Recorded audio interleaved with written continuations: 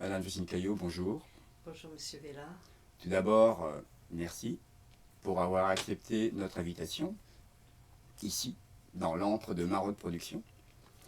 Nous allons aborder un sujet mal connu de nos contemporains, c'est les origines de la politique culturelle nantaise. Nous essaierons de comprendre les tenants et les aboutissants. Pour cela, il nous faut faire un saut dans le passé, c'est-à-dire 36 ans plus tôt, en 1977, date à laquelle M. Chénard devient maire de Nantes. J'ai une archive à vous montrer.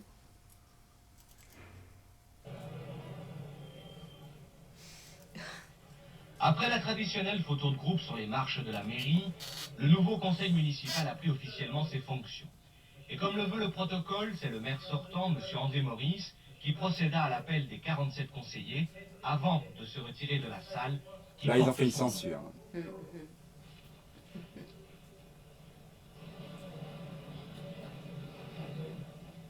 Et puis, ce fut l'élection du maire.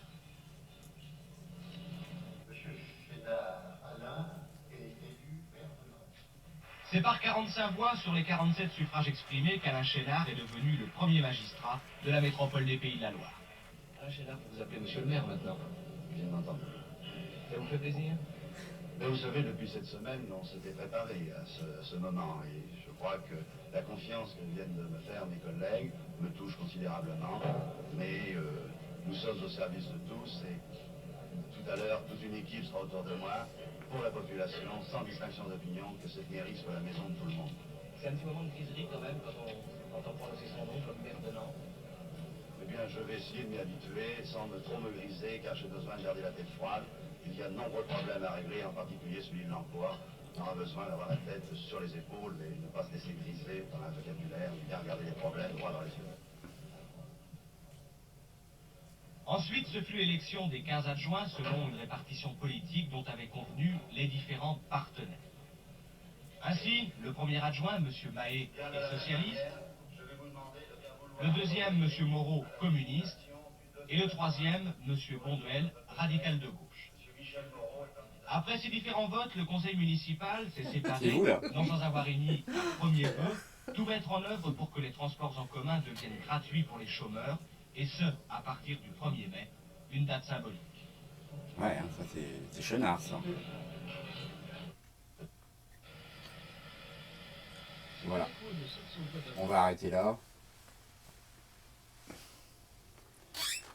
Donc voilà. Lorsque Chénard arrive à la mairie de Nantes, vous êtes élu du PC. Oui. Et quelles sont les raisons qui président à votre nomination en tant qu'adjointe à la culture? Alors les raisons sont relativement simples. Je vais en faire un récit très personnel. Disons que les négociations dans le cadre de la préparation de la liste étaient menées par les différents partis. Et donc le Parti communiste s'est vu confier l'action sociale et l'action culturelle. Pourquoi on lui donne l'action culturelle en plus et l'action sociale? Parce qu'ils ont déjà fait du travail là-dessus et... Je pense que le Parti communiste avait déjà une aura autour de la question culturelle, donc par tout son travail ancré dans la résistance, la libération, dans les mouvements d'éducation populaire. Et donc cette aura a un peu certainement fait une assise aussi dans le cadre des négociations.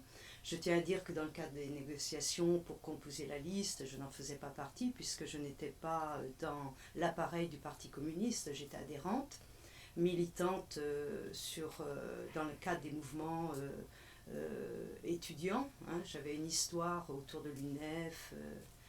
Bon voilà, donc c'était sur cette base-là, mais je n'ai pas participé du tout aux négociations faisant la répartition des responsabilités au sein de la liste. Et ensuite, on s'est retrouvés effectivement élus. Ça a été une surprise quand même, 1977, ça a été l'éruption de toutes les listes d'Union de la gauche, dans le cadre à l'époque du programme commun.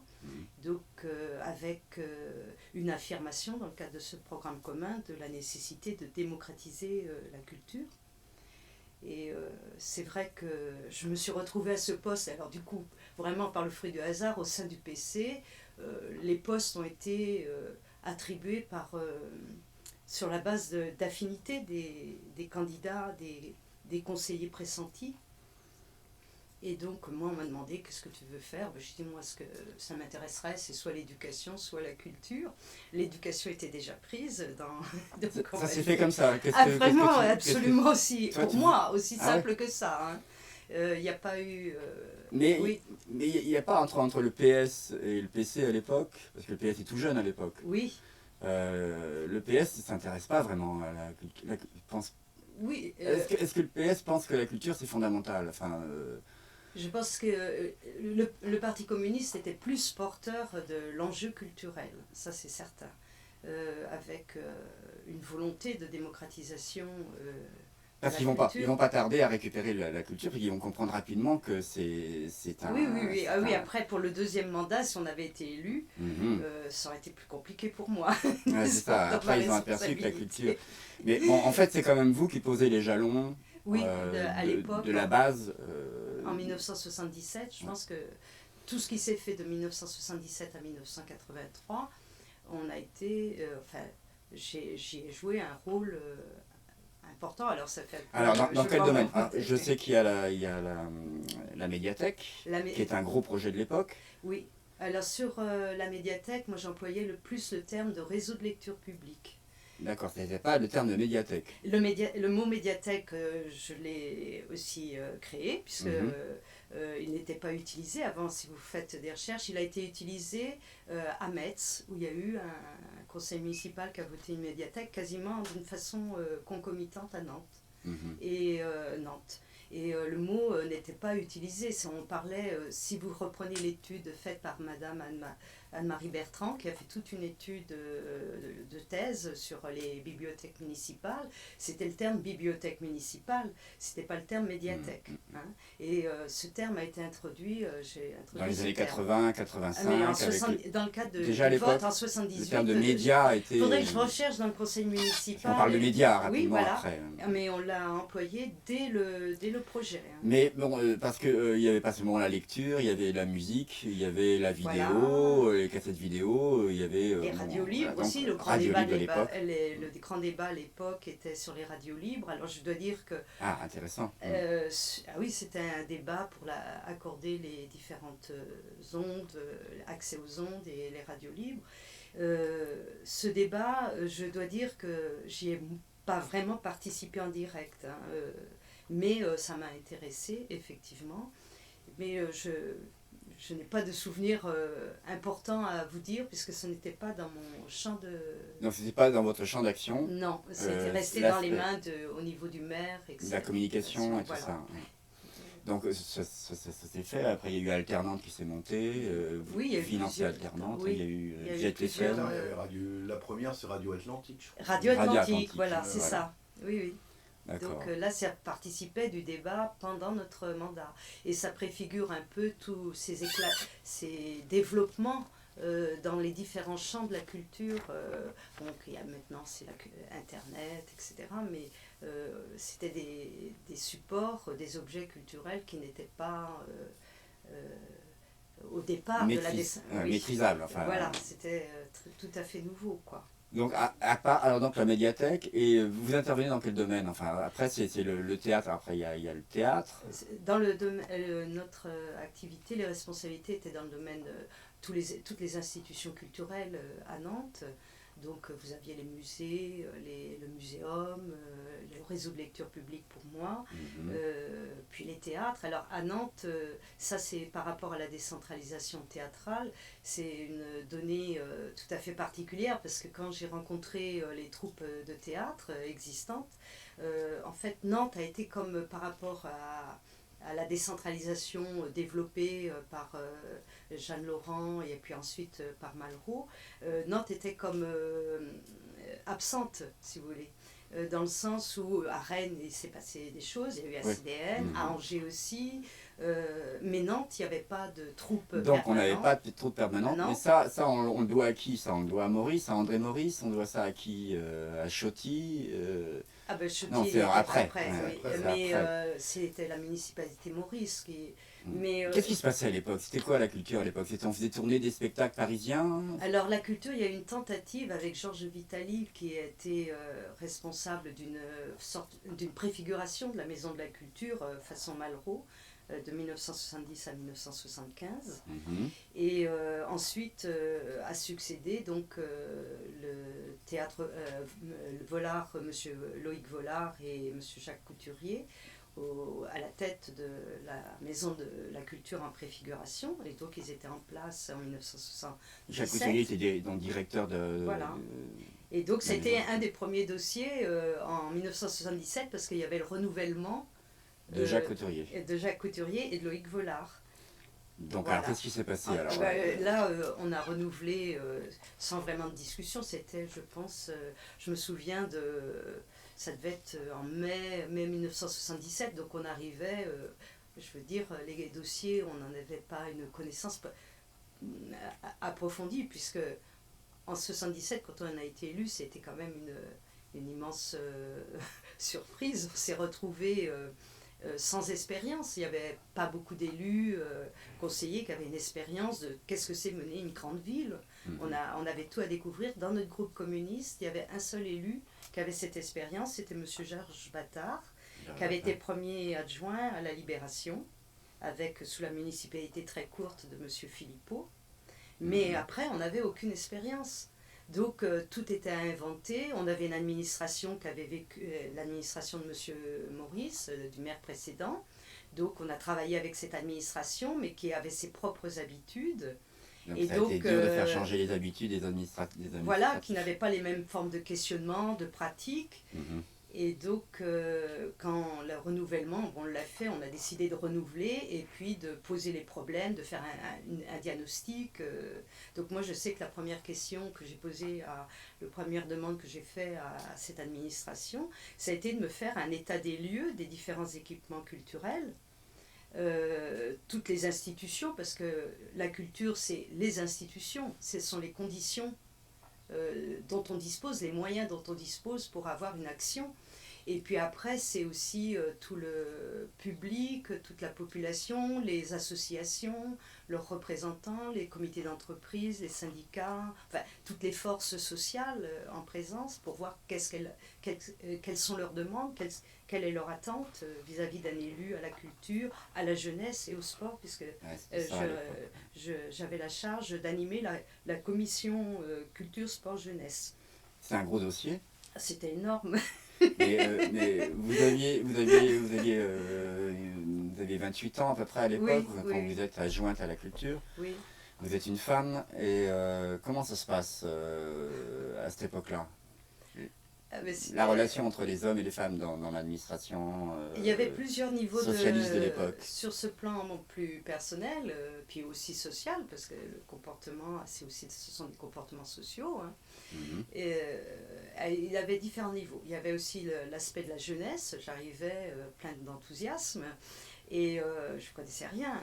En plus, je ne faisais pas partie de l'appareil politique. J'étais adhérente, mais pas... Mhm. Donc, les réseaux politiques étaient très légers. Hein. Je ne connaissais pas... J'étais vraiment presque... Aujourd'hui, j'emploierais le mot outsider, quoi, si vous voulez. Je venais de l'extérieur.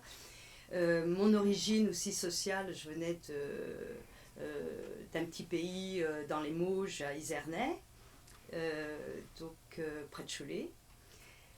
Il y a un autre grand personnage qui a à 3 km. Monsieur Hérault, vous le connaissiez non, vous l'avez pas Non, croisé, on a dû à 2 ou 3 ans près passer à la fac en même temps.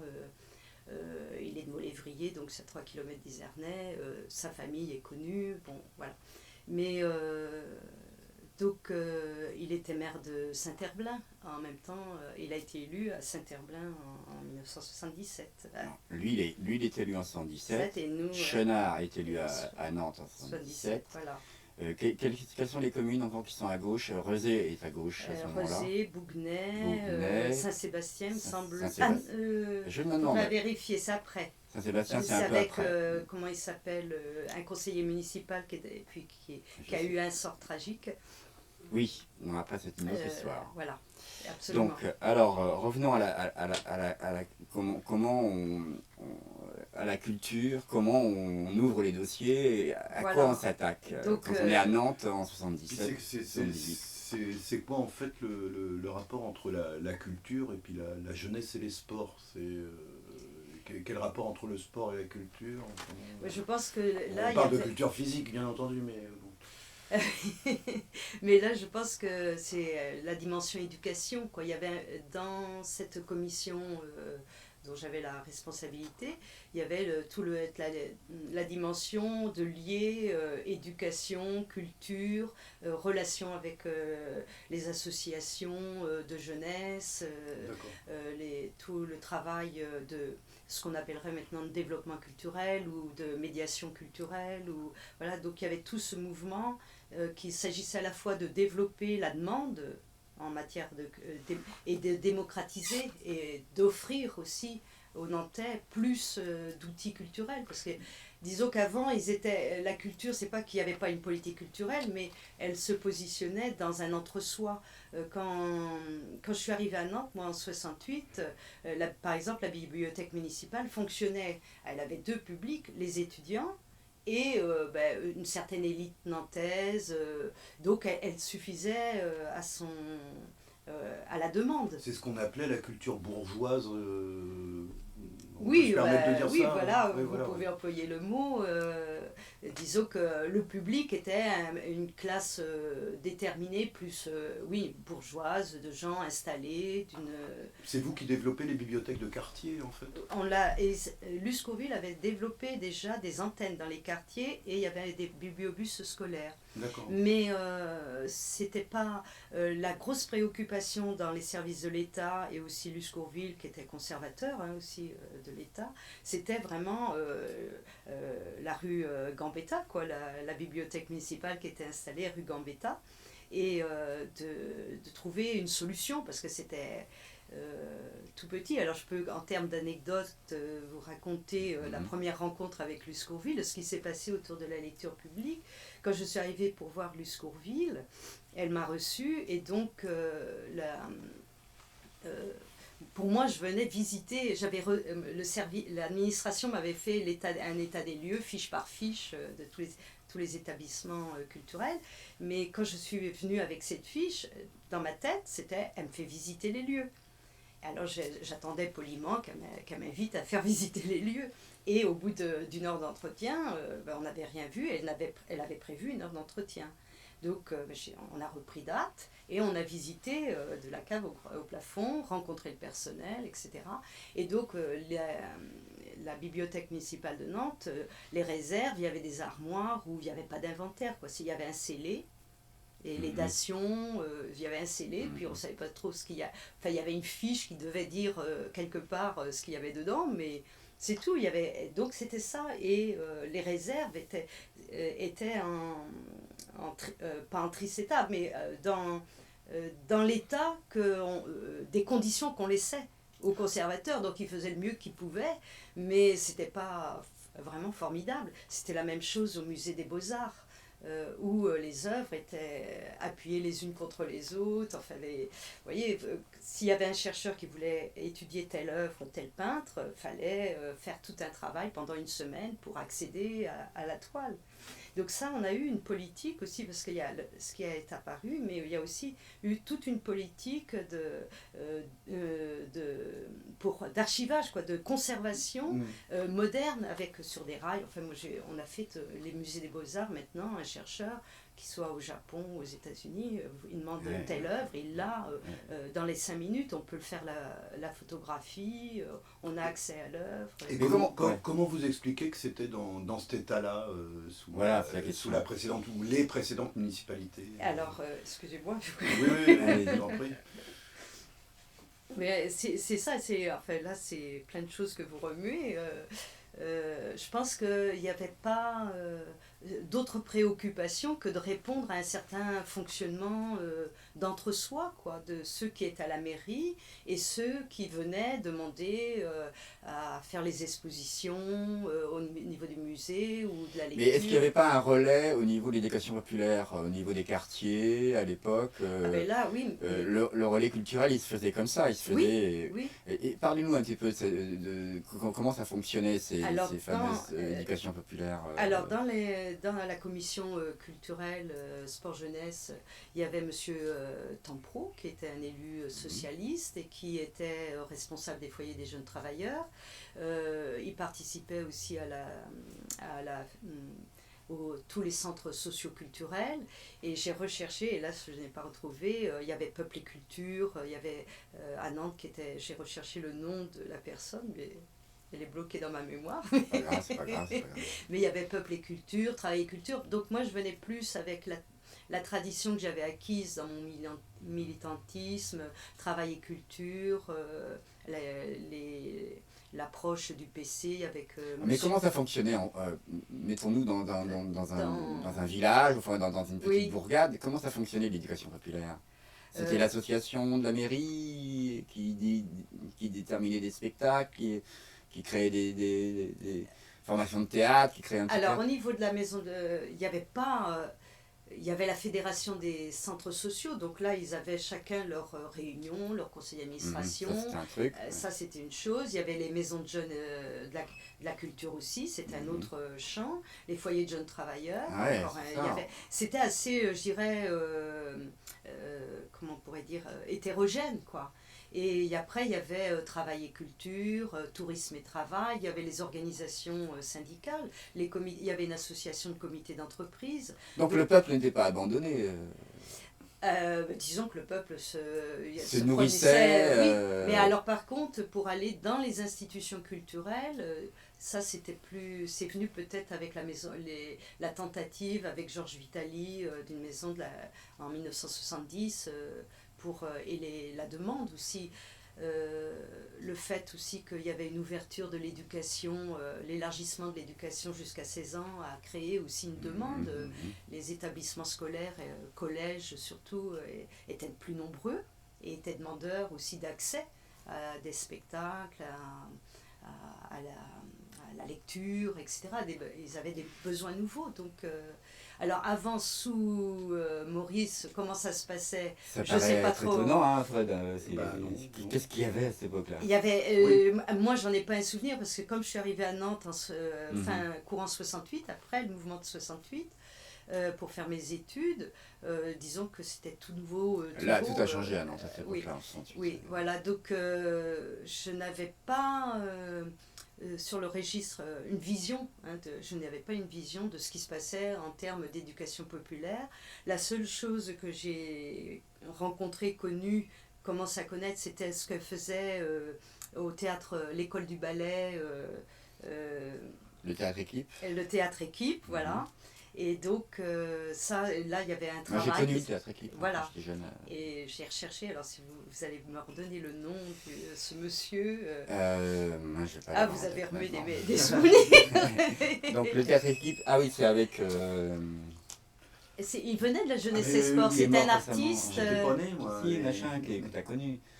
C'est un artiste, un metteur en scène, comédien, metteur en scène de théâtre, qui était à l'époque il y avait les inspecteurs jeunesse et sport qui en fait étaient des artistes, il y avait des peintres, cette politique s'est arrêtée après. Ouais, ça s'est arrêté, voilà. Il n'y a que le théâtre qui est resté. Et puis après même... Avec la chamaille. La chamaille, voilà. Et donc là, c'était un contact avec l'éducation populaire. Puis après, quand j'ai adhéré en 73. Donc là, j'ai découvert tout le monde du travail, quoi, ouvrier, parce que ça me fascinait assez. Donc, à travers les cellules du PC, l'histoire, une autre manière de raconter la résistance, parce qu'à l'époque, il y avait des cellules dans le PC qui étaient actives et tout. Donc, rencontrer des personnes qui avaient connu la guerre, qui avaient lutté, qui témoignaient, qui avaient été internées, camp de concentration. Donc, j'ai découvert vraiment ce monde du travail, oui, de la lutte des luttes ouvrières pour gagner de la liberté, quoi. Parce que Nantes, à l'époque, il y a encore les chantiers, Ah ben oui, il y a encore les chantiers, oui. les chantiers navals. Il y a... C'est, En résumé, l'éducation populaire, elle est portée par des associations d'obédience communiste ou socialiste. voilà, c'est ça. de gauche, on peut Voilà, faire on- union de la gauche, quoi, voilà. puisqu'à l'époque c'était quand même le bain dans lequel on est baigné, quoi. C'est le programme commun. La MCLA, ça date de quand ça? Eh bien, 1970 dans les prémices avec Georges Vitali, D'accord. qui est parti en 75, et après est arrivé donc Loïc Vollard et Jacques Couturier, mais ça n'a jamais été concrétisé. L'État ne s'est jamais engagé, sauf après à la fin, au moment où en 82, là il y a eu engagement financier de l'État. Alors Malraux, Malraux proposait c'est Rennes qui l'a eu en fait, Il y a eu le centre dramatique à Rennes. à Rennes, qui devait être à Nantes. Non, alors là- Non, je pense que c'était à Rennes parce que la troupe, elle s'appuyait sur Avec des une troupe troupes permanente. voilà. Mais Il y avait eu des comédiens. touche à rien. Il y avait tout un travail. Donc oui, alors le Centre dramatique national, moi on m'avait dit que Nantes avait refusé ce centre dramatique et que Rennes l'avait récupéré. Est-ce que ça c'est... Ah ben pas dans ce que j'en connais, c'est-à-dire D'accord, qu'à allez-y, à donnez-nous Rennes, la version. il y avait eu à l'époque sous Jeanne Laurent, elle avait créé des prix enfin, pour Mhm. la jeune création, je crois, et donc à Rennes, ils avaient reçu un prix de la jeune création. Donc il y avait déjà un centre dramatique Il y avait- national à Rennes. Ils étaient en Ah oui, prémisse, ils étaient prémices. c'est C'est là-dessus national. que s'est créé, à ma connaissance, le centre Donc Nantes, dramatique. pareil, même système, Oui, la petite Il y a eu structure Jean qui... Guichard qui avait une troupe, mais qui Oui. n'a jamais pas été Ouais, Jean implantée. Guichard. Ouais, c'était du théâtre du boulevard, Jean Guichard. Non, Non, non. Pas forcément, mais Bon, c'est une troupe qui est partie, qui Oui, a... oui, puis après récupéré. qui est devenue itinérante. Elle était plutôt Voilà, c'est ça. itinérante. Hein. Ouais, elle faisait pas que du boulevard, pas Ah particulièrement. d'accord, ok. non. On avait... Ah ben peut-être après des Mais avis. non, c'est par rapport à... Après on s'est mis à faire du théâtre beaucoup plus culturel, Oui, enfin voilà. beaucoup plus branché. Ah ben c'est ça vrai c'est que- venu surtout après avec le théâtre du ballet. oui. Ouais. Et là, il y a eu des tentatives avec la chamaille. La chamaille. Alors donc, dans notre cadre de notre municipalité, on a réuni, là c'est sur l'aspect théâtral, on a choisi d'aider ce qui existait, parce que de donner les conditions de travail. Comme à Rennes, on a Oui. aidé la Les- petite structure qui les naissait, et structures on lui a donné, naissantes. et Malraux leur a donné une subvention. Ah non, Non, non, il n'y a pas eu de subvention. Ouais, c'est ça. Il n'y avait rien, il n'y avait aucune subvention dans le cadre des lois Malraux, enfin de l'orientation de la décentralisation Malraux, à Nantes, hein, quand je suis arrivée. Il n'y avait rien. Il y a eu la tentative avec Georges Vitali, c'est tout. Voilà. Alors, qu'est-ce qu'il a fait, Georges Vitali? Il a essayé de faire quoi Ah ben à l'époque, il avait Ubu Roy. Avec, c'est une commande de Georges Vitali qui a été faite à la marionnette à l'époque. Hein. avec et qui Monique après, Créter, ouais. oui, qui est Monique Créter et qui a été filmée par FR3. Donc, On a le document, ouais. oui. Donc là, c'est un moment fort, ça, parce Ah que oui, là, on a Galabru, on a... Ah oui, il y a des grandes Il y a même personnalités. Là, je celui les ai qui pas en chantait les cheveux longs, là... les yéyés, enfin, Antoine, oui, il toute me la semble bande, l'avoir hein. vu dans la Ouais, Antoine était présentation. là, il présentait justement présentation du du bureau, oui, c'est vrai. Et ça, c'est Oui, passé oui. dans Dans son quelle année ça 72, 73, Ah ouais. je crois. C'est avant Ça a qu'on soit élu. C'est moi, en plein dans la période Vitali. J'avais Si vous à peine posez 4 les ans. questions. C'est à l'époque où justement le théâtre des marionnettes de Nantes, Oui. que tient Monique Créter, Voilà. est en train de péter le plafond. Là. Oui, oui. Et donc, nous, quand on a été élus, on a engagé des discussions avec les troupes de théâtre, donc Monique Créter, Le Galion, qui était avec Le Galion.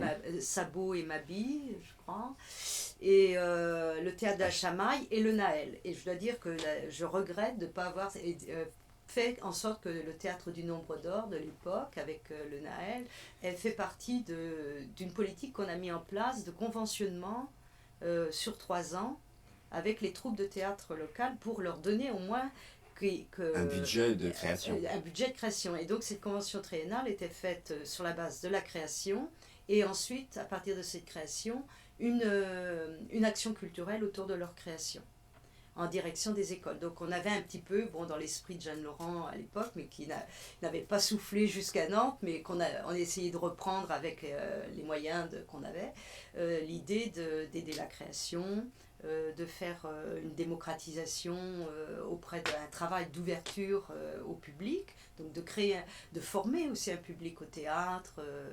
Donc un public populaire, parce qu'il y avait un public, il y avait quand même des actions, de la diffusion théâtrale, mais lié le contact avec le public, avec ceux qui créent, faire le lien entre ceux qui regardent, mais qui sont actifs en regardant, et ceux qui créent.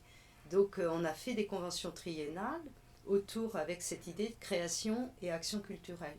Donc Monique Retter a bénéficié de ça. Et dedans, il y avait l'idée de les équiper en une salle. Donc la Chamaille, on a aménagé, il y a eu des travaux à l'école du ballet. Alors c'est là où ils installent la salle du fond avec un petit théâtre. C'est ça. Moi j'avais connu avant, hein. C'est vrai que c'était assez on restreint. avait fait des petits, un aménagement de salle. Pour le Galion, il n'y avait pas de salle. Mais le Galion, ils sont partis en Vendée. À La Roche-sur-Yon. La Roche-sur-Yon les héberge en fait. Ouais, voilà, maintenant. Et le Nombre d'Or, c'est Saint-Nazaire. Non, c'est pas ça. Ah non, Nombre d'Or, le il disparaît. Naël, et là, il est décédé. Mais c'est quand même lui qui avait travaillé, qui a fait connaître William Christie. Enfin, il avait vraiment... sur le théâtre baroque, donc on a une effervescence. Oui, voilà, culturelle. Exactement. Il y a plein de comédiens, il y a la Chamaille, il y a le Galion, donc tout ça s'entend bien. Disons qu'on a fait des réunions où ils étaient, ça fait partie de mes souvenirs plus en lien avec Monique Retter. On a fait des réunions où ils avaient un langage critique sur la réalité culturelle nantaise, notamment l'absence de maisons de culture dignes de ce nom, l'absence de reconnaissance de leur travail.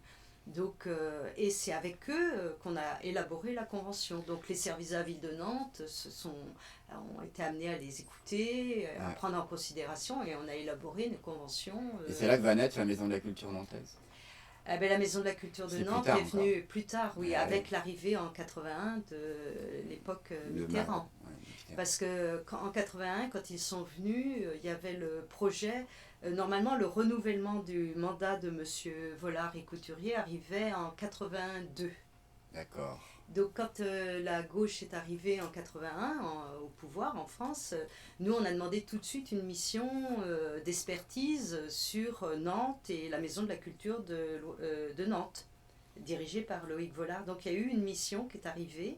Enfin, donc, c'est pareil, hélas, mais il faudrait que je retourne aux archives municipales, on doit retrouver tout ça. Et donc, il y a eu une expertise et il y a eu un conseil municipal fin 81 où j'avais cette expertise et j'en ai donné des grands passages de lecture et qui étaient très critiques sur la Maison de la Culture. À l'époque, il y a eu toute une bataille autour puisque Loïc Vollard avait surtout mobilisé les comités d'entreprise pour dire que j'allais... tout cassé. Et donc, devant ça, j'avais demandé, il avait fait voter des commissions, donc j'avais envoyé une invitation à tous les comités d'entreprise pour venir au conseil municipal. Voilà, donc que le débat soit ouvert, puisqu'il y avait débat, venez entendre. Donc il y avait du monde. Le jour où on a présenté le rapport au conseil municipal, c'était très très... Donc il y avait une demande. Il y avait beaucoup de monde jusque dehors dans la rue. Et pourquoi tout d'un coup ça intéresse tout le monde, la culture? Je pense que ça... Il y avait une soif peut-être. Il y avait une soif, puis aussi il y avait une transformation.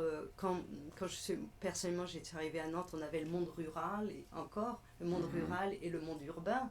La ville, c'était même pas le monde urbain, c'était la ville, quoi. Nantes, c'était la ville, dans mon imaginaire. On allait en ville, ouais. On allait à la ville. Et, moi, c'est ça, quand je suis partie, je suis allée à la ville.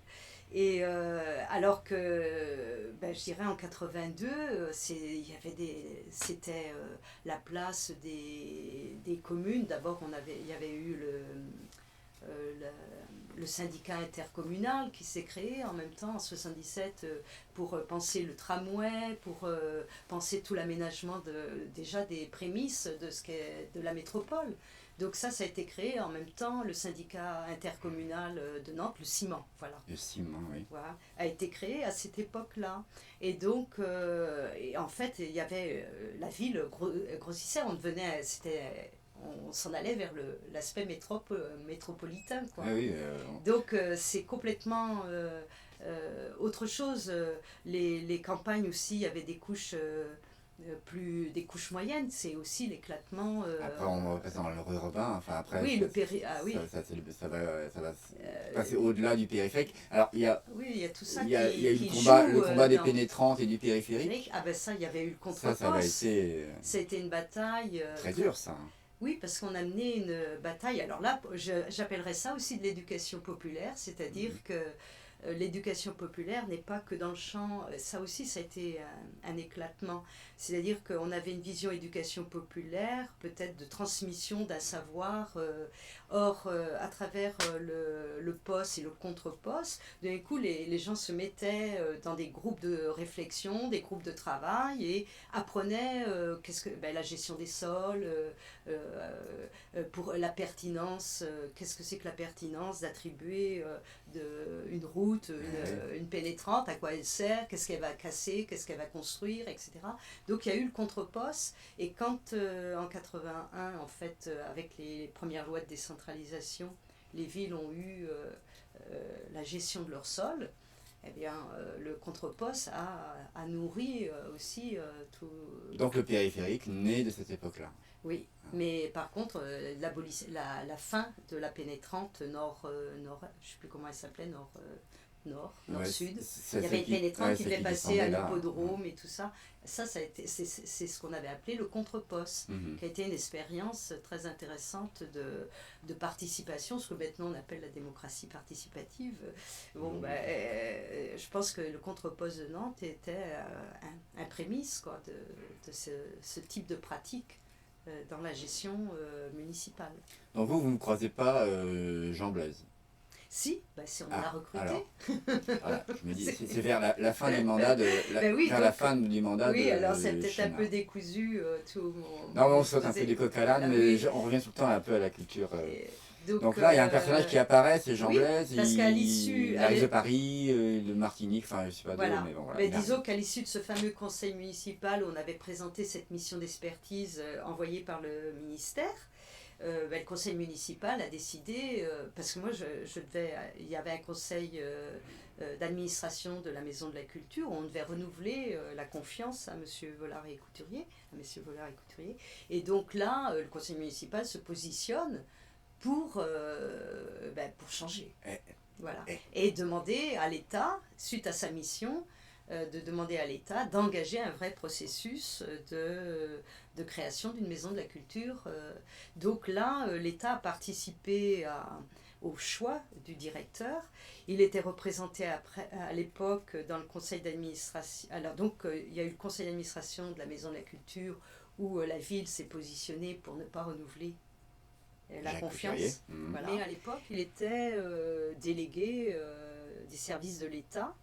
Et lui, il avait une vision très directive, quoi. C'était on rentre, on amène l'argent et on oriente.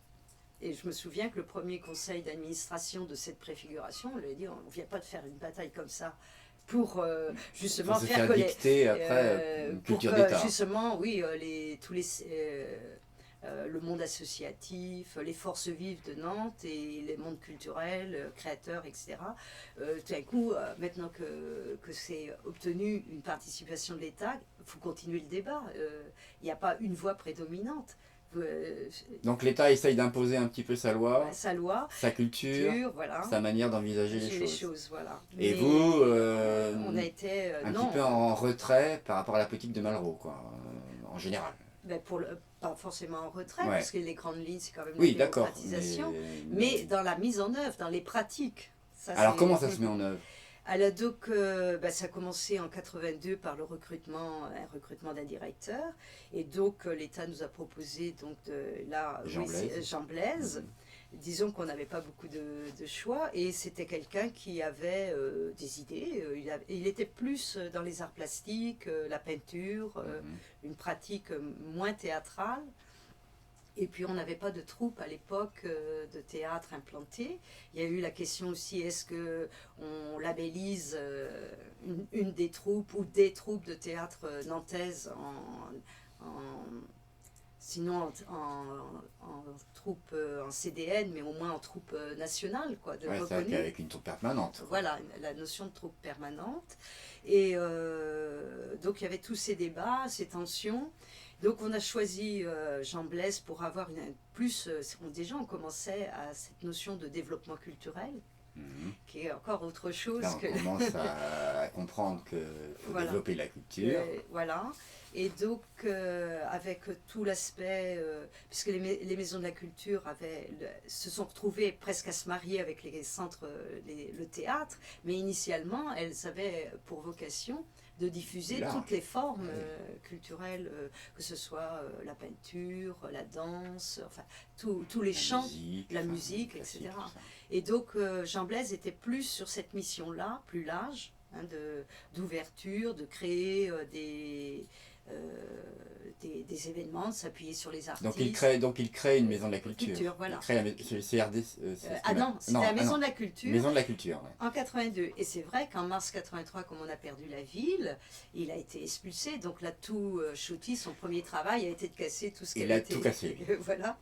Et donc là, Jean Blaise a créé, en s'appuyant sur les villes Sur Saint-Herblain, Hein. avec Hérault, sur les autres villes de la périphérie nantaise. Creuset. Et puis aussi sur les autres départements, il a été, je pense que La Roche-sur-Yon s'était impliquée, des villes socialistes, là du coup, puisque bon, de toute façon les Ça a été une catastrophe, ça, Chauty. Ah bah oui, pour moi, Vraiment ça la fait... cata, quoi. Au moment où vous mettiez en place les choses. Ah oui, ça, de il nous a manière- cassé l'élan. C'est incroyable. Alors, la droite, elle revient avec Chauty. Alors, Oui. Chauty, Ben, il on a casse- perdu sur les... Qu'est-ce qu'il fait, Chauty? Il crée sa propre maison de la culture. Qu'est-ce qu'il fait, lui j'ai rien, pas souvenir qu'il ait créé quoi que ce soit. Ben, je crois qu'il a surtout décréé quelque Et chose. oui, non. Et même le tramway, il a failli... L'arrêter. Oui, mais heureusement, tous les marchés étaient signés, mais Déjà sinon, signés. le, Ah ouais. le tramway était... Ah oui, il a fait suspendre les il travaux. refusera de oui. l'inaugurer d'ailleurs. Ah oui, et les travaux du tramway avaient été suspendus, alors que le tramway aussi, c'était quand même tout le travail. Mais j'aurais tendance maintenant à classer ça dans de l'éducation populaire. Parce que toute la conception du tramway a été travaillée aussi Discuter avec les gens des quartiers. Oui, tous les gros dossiers de 77 à 83, toujours, ont tous été discutés avec la population, les réseaux associatifs, les réseaux syndicaux et tout. Donc ça, ce sont des pratiques d'éducation populaire. C'est pas enfermé dans des typologies C'est d'associations. pas que la culture culturelle. Ouais. Voilà, Ouais, c'est ça. Et je pense que c'est ce qui a explosé après Chauty. Donc et qui Chauty, était- lui, il abat tout ça, il fait ses chantiers s'il veut, il a enlève les annule chantiers toutes s'il les veut. conventions triannuelles de création. On a manifesté avec Monique Retter, toutes les troupes de théâtre, pour maintenir ces... Donc il y a un hall là, enfin il y a vraiment là toutes les troupes. Tout a été il n'y a arrêté. plus de subventions. Il n'y avait plus de subventions. Donc le théâtre de la Non, Chamaille disparaît. Ouais, Non, c'est, oui, le Galion, c'est parti à La Roche. Voilà, Et Monique Retter, elle a essayé de survivre. Elle a survécu quand même. Oui, parce qu'elle avait un public, avait une histoire aussi ouais, derrière elle. Et C'est puis, quoi l'histoire du théâtre des marionnettes et de Monique Retter en fait Vous la rencontrez quand, Vous la rencontrez quand et elle est dans quel lieu à cette époque-là.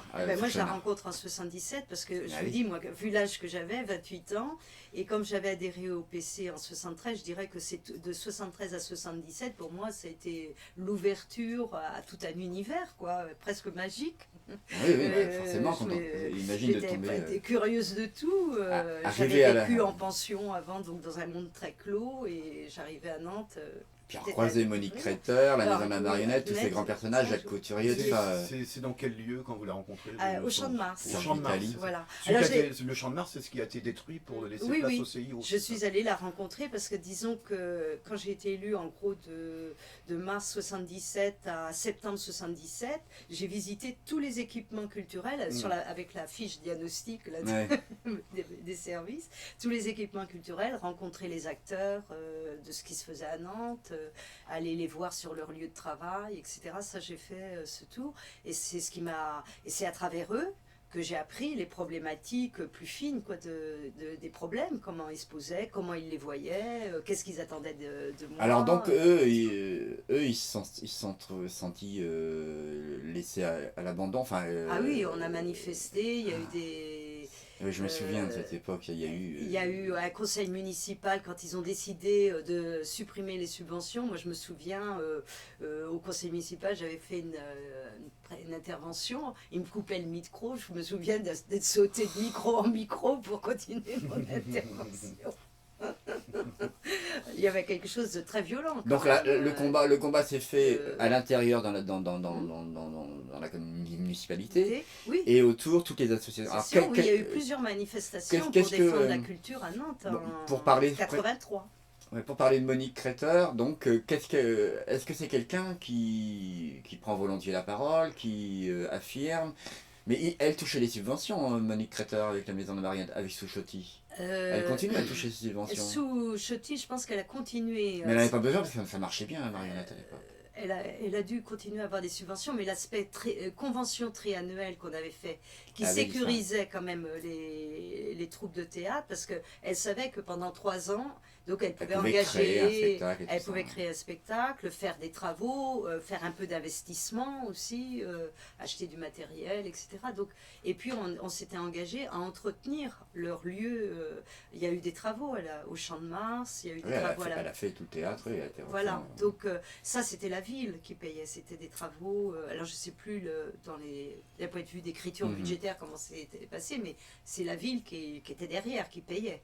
Donc c'était en plus de la subvention de fonctionnement, enfin de la convention triannuelle. Quoi. Et Monique Kretter, elle est à la commission culturelle du PS à ce moment-là. Mais vous y participiez à la commission culturelle du PS? Ah ben non, puisque j'étais au PC, il n'y avait pas embryonnaire, moi. Il n'y avait pas de lien entre ces deux commissions-là? Ça se passait, nous on a, en termes de commission culture, sport, jeunesse au niveau de la mairie, on a développé une pratique de réunion, mais alors un peu forum.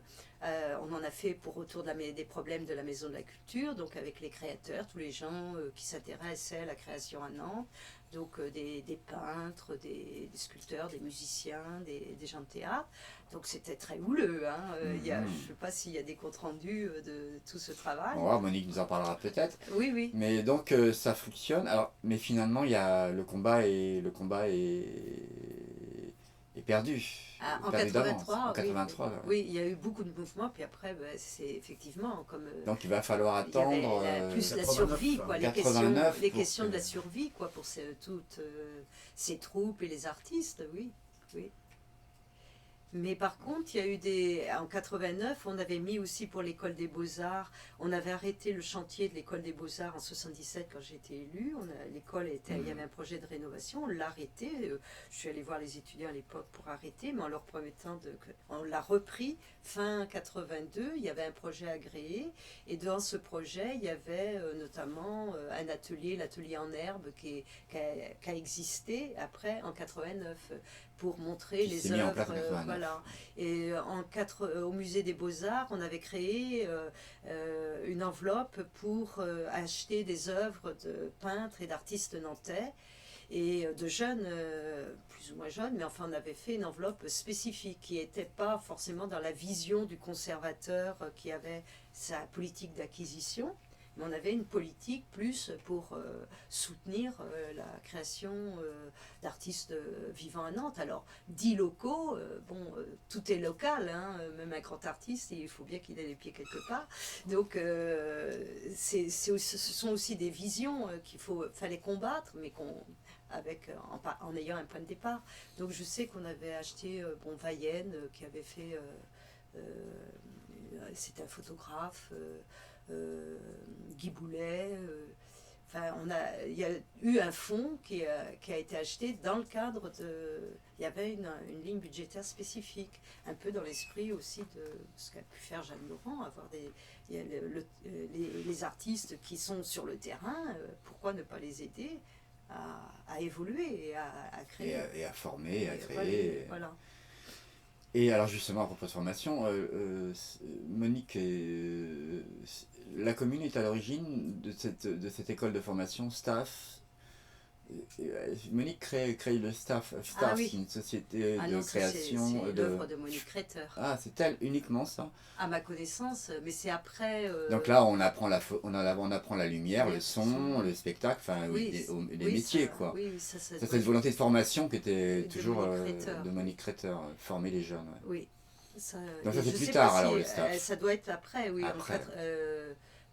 Après Après 83. 83. Je pense que quand on s'est rencontrés, elle avait l'urgence, puisqu'elle a créé en 68 la compagnie. Mhm. Elle Et- reprend la combinaison. Oui.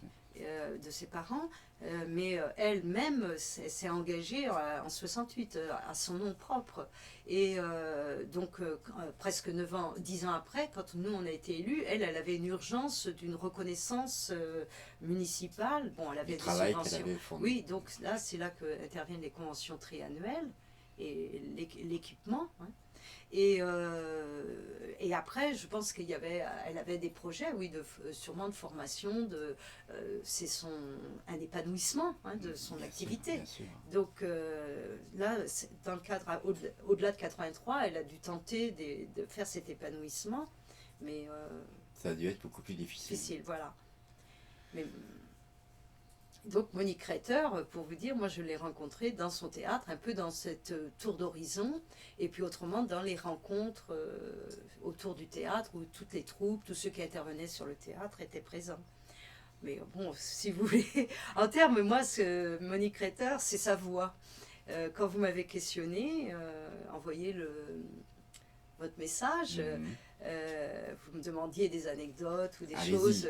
Donc, écoutez, tout de suite, ce qui m'est venu, c'est la voix de Monique Retter. Elle parle haut. Oh, oui, elle elle est a une sûre. voix ronde, Sûre. bien. Oui, c'est la voix, elle a une voix. Et ça, Ce qui lui a permis peut-être de tenir dans un milieu macho, enfin dans un Ah, milieu peut-être, d'hommes, oui, tout ça, oui, d'être oui. quelqu'un de... Voilà, donc elle a une voix.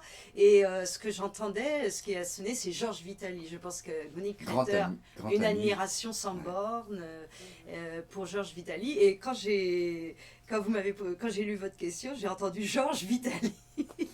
Dommage, Georges Vitali est mort. Et donc On voilà. n'a pas eu voilà. le temps Oui, il n'y a pas d'interviewer. longtemps. Il n'y a pas longtemps, oui. c'est vraiment dommage. Oui. Donc Georges Vitali est quelqu'un de Bah, c'est un grand monsieur. Voilà, quoi, c'est voilà. c'est une cheville ouvrière. C'est Oui, oui. le Et personnage puis social à sa il l'a aidé là, dans le sens où je pense que la commande qu'il a fait sur Uberoy, bon, ça l'a boosté, ça l'a. Uber ça Roi, c'est un oblige. spectacle Magnifique, magnifique. oui, Enfin, oui. ils ont fait, Oui, oui. Et c'est justement j'ai réfléchi sur la marionnette parce qu'on a tendance à vouloir dire que ça fait partie du passé, mais en fait quand on regarde le travail de Monique Retter, c'est la marionnette pour enfants bien sûr, mais il y a la marionnette, l'interpellation de l'adulte. Elle a fait beaucoup de spectacles qui interpellent les adultes. Dans le cadre de la convention triannuelle, elle avait fait appel à Victor Haïm, qui est un auteur contemporain. Peut-être continue à insuffisamment connu, mais quand même un monsieur, Haïm. mais aussi un grand monsieur. Et il avait créé sur Nantes les Aigles dans le cadre de cette convention.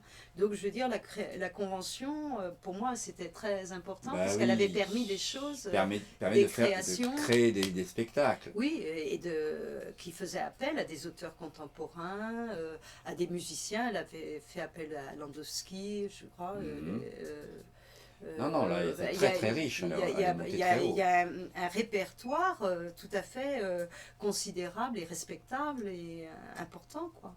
Et qui n'est pas un répertoire comme on veut l'enfermer peut-être un peu dans les contes pour enfants. Et bon, ça existe, mais c'est pareil, les contes pour enfants, quand on voit aujourd'hui Pomera qui reprend tous les contes pour enfants, ça dépend comment on les aborde. Tout est, Mais moi, je me suis toujours laissé dire que les marionnettes, c'était d'abord pour les adultes et les enfants venaient et étaient conviés. Ah, Mais les marionnettes, c'était une manière de raconter la vie de tous les jours, enfin, surtout pour éduquer les adultes. Enfin, parce que les enfants, après, marionnettes pour les enfants, c'était autre chose. Bon, on a toujours les guignols de l'info. Là. Et on a encore les guignols de l'info, effectivement. On ne pourra pas se défaire de la marionnette. C'est un sujet très intéressant qu'on va développer d'ailleurs. ce que je trouve, moi, qui venait de l'extérieur, bon, comme lié à arrivé à Nantes en 68, adhésion en 73, et quand j'ai découvert la marionnette et la marionnette et le théâtre, en fait, surtout la marionnette, pour moi, je l'associe dans ma tête, quoi, dans mon imaginaire, à Nantes, les chantiers, les grèves, le monde ouvrier que je découvrais, l'adhésion, le Champ de Mars, les fêtes foraines, je ne connaissais pas non plus. J'ai vraiment fermé. Ah, donc Tout ce monde-là. Ce fameux bâtiment du Champ de Mars, là, Oui.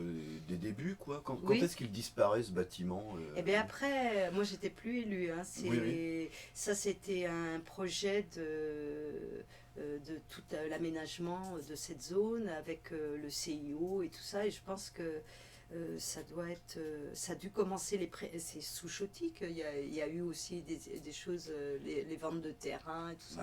Ils sont Ça répartis. serait sous Chotique que le Champ de Mars disparaît Et c'était en Bah, prémisse, c'est-à-dire que- les attends, discussions ne sont pas nouvelles. Mais hein. le Champ de Mars était quand même un bâtiment à vieillot. C'était un vieux bâtiment. Mais je il le avait trouvais- une histoire, Je le hein. trouvais Il très avait beau, une moi. histoire, Parce évidemment. qu'il n'y a pas de mouvement ouvrier, c'est quand même l'histoire. Bah, je suis Les allé grèves, les manifs partaient les- du Champ de Mars ou arrivaient au Champ de Mars. D'accord. Il y a eu, moi je sais que... Il y avait des AG à l'intérieur, une grande salle où on le pouvait débat faire de des débats. Mitterrand en 81, j'y étais. Oui, moi aussi. C'est vrai que bon, c'était un endroit un peu C'était historique. un peu Mais comme mythique, c'était pas. C'était quoi? En fait, c'était un parking. Ah oui, et puis C'était un parking où il y avait une grande salle en bas. Moi, où je me souviens avoir connais assisté pas. à un théâtre de marionnettes quand j'étais petit. Avec Ah mon oui, mais ça, grand-père, c'était oui, qui c'était était- sous le. c'était en dessous. C'était en dessous, Ah bon, c'était d'accord. en Ah oui, je me contrebas. rappelle plus, moi j'étais tout petit. Ah Donc, oui, non, mais elle avait c'était en dessous, aménagé il était un une peu salle.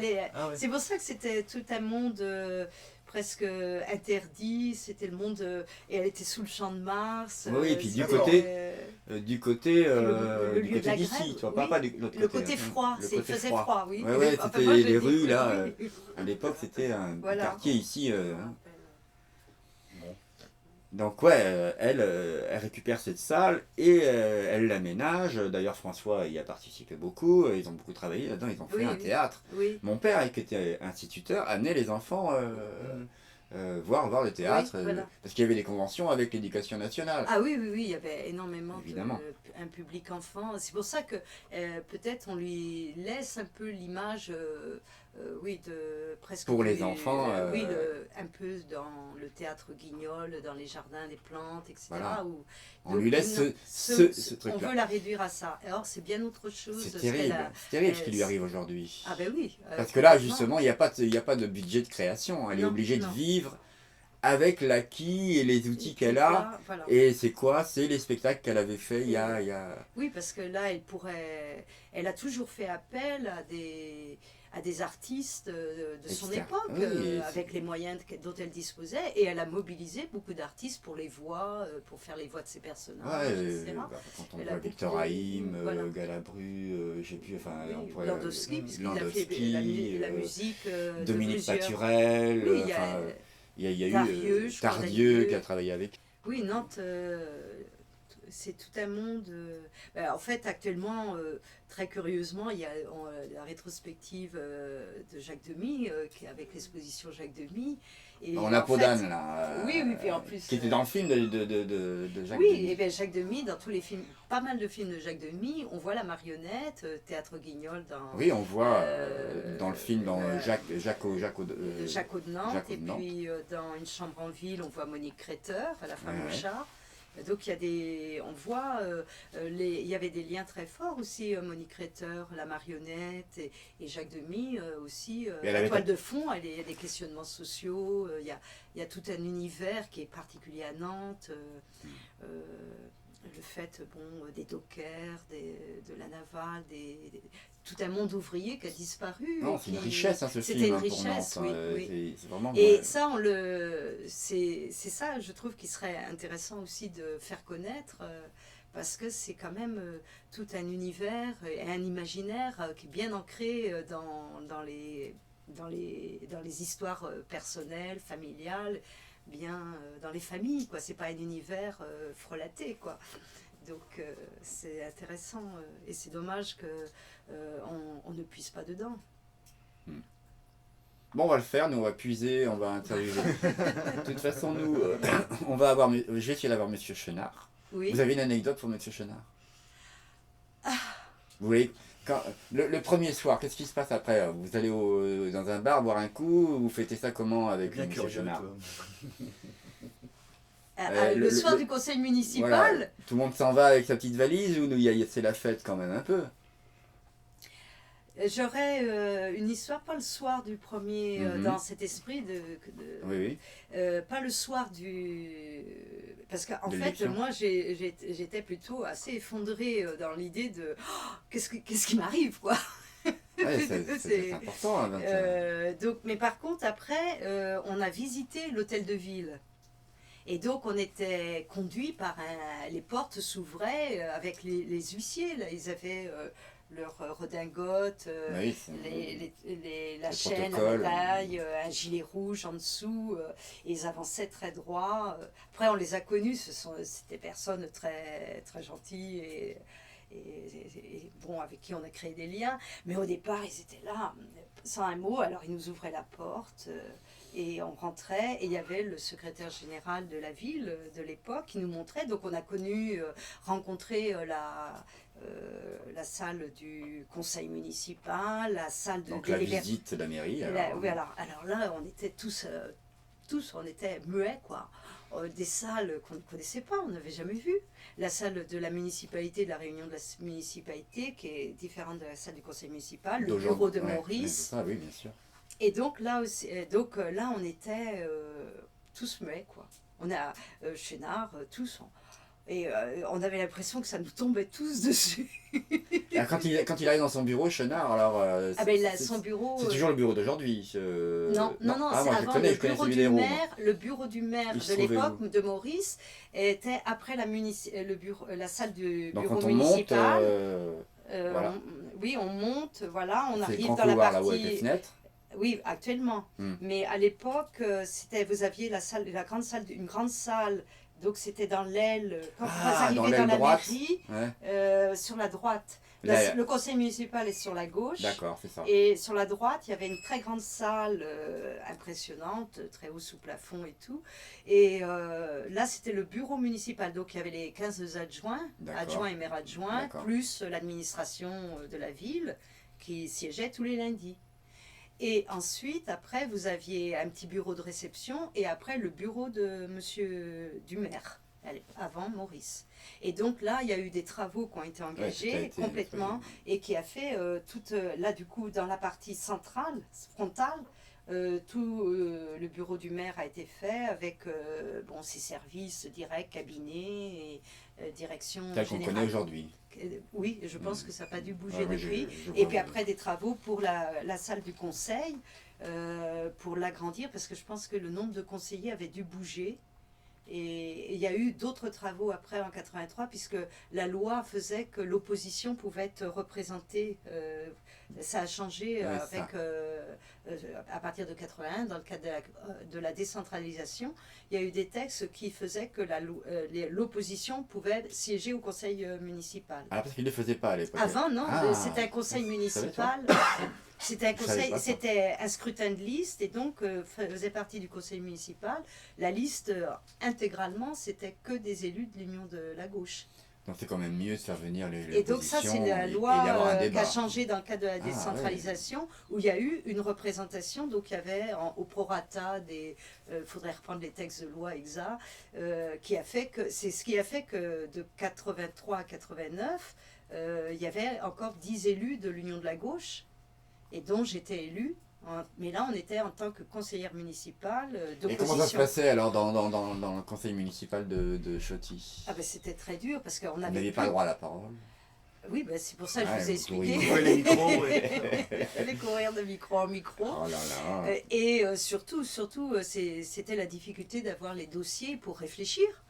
On avait l'accès, c'est-à-dire que la loi oblige à mettre à disposition publique les dossiers 3 jours francs avant le conseil.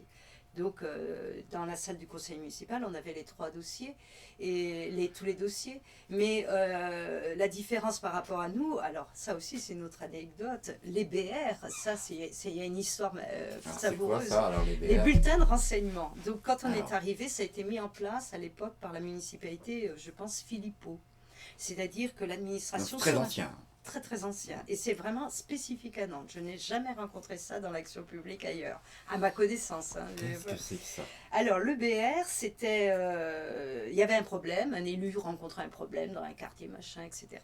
Il disait, il demandait à son administration, à l'administration d'ouvrir un bulletin de renseignement. Ça veut dire bulletin de renseignement, pour savoir. Donc l'administration faisait un bulletin de renseignement et donc l'envoyait à l'élu qui avait demandé, qui mettait un point de vue. Et après, ça s'en allait, ce dossier s'en allait auprès de l'élu ou de la commission d'élus qui était chargée en délégation du problème.